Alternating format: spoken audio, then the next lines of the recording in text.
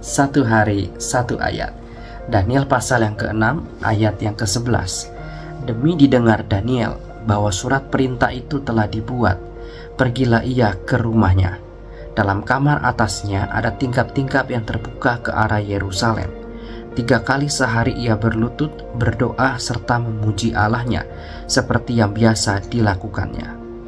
Teman-teman, ini adalah kisah Daniel. Daniel saat itu ada di dalam negeri pembuangan, dan Darius orang Media yang menjadi raja. Dan dalam pemerintahan Darius, Daniel mendapatkan kedudukan yang tinggi, di mana dia menjadi salah satu dari 3 pejabat tinggi, di mana para wakil raja harus bertanggung jawab kepada 3 pejabat tinggi ini. Dan Daniel adalah salah satu dari ketiga pejabat tinggi itu.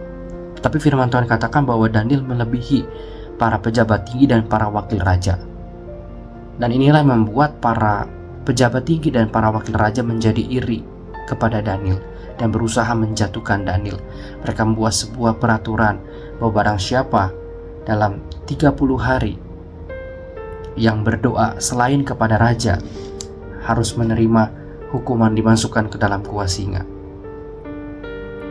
Dan ketika Daniel mendengar perintah tersebut, Daniel memilih untuk kembali ke rumahnya, ke kamarnya, dan berdoa kepada Tuhan. Tetapi kita tahu setelah Daniel berdoa, Daniel tetap harus masuk ke dalam gua singa. Tetapi sini kita belajar bahwa ketika Daniel berdoa, itu tidak mengubah situasinya, tidak mengubah kondisinya, tetapi ketika Daniel berdoa itu mengubah dirinya, mengubah hidupnya. Semakin kuat, semakin beriman di dalam Tuhan. Sehingga Daniel pada akhirnya bisa keluar dari gua singa dengan selamat, dan kehidupannya semakin kuat di dalam Tuhan. Teman-teman, ketika kita berdoa, itu tidak mengubah situasi dan kondisi kita, apalagi mengubah Tuhan.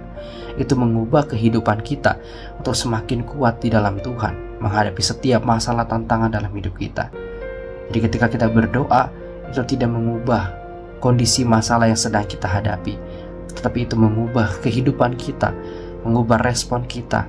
Kita semakin kuat di dalam Tuhan, kita semakin hidup sesuai firman Tuhan. Dan ketika kita terus melangkah dalam iman, disitulah kita melihat jawaban-jawaban doa kita, melihat perkara-perkara Tuhan yang ajaib dinyatakan di dalam kehidupan kita. God bless you.